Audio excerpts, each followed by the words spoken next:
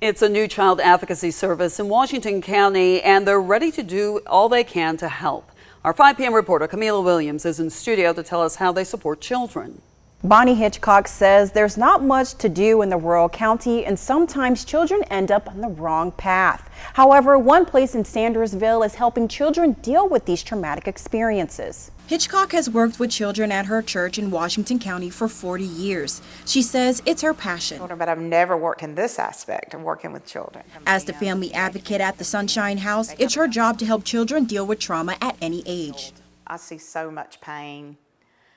Children, things will display themselves before you know there is abuse. With only one licensed counselor and open only 2 times a week, Hitchcock says it's hard to keep up with the number of cases she receives.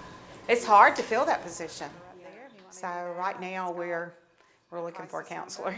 A child is referred to the center if they experience sexual abuse or domestic violence in the home.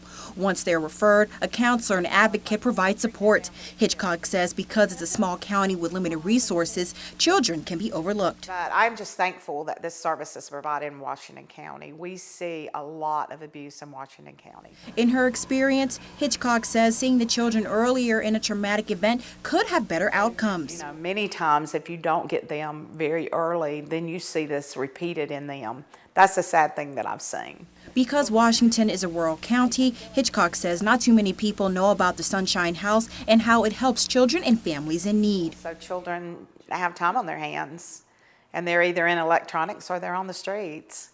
And so it is a service, it's going to happen, and we provide a service when things do happen.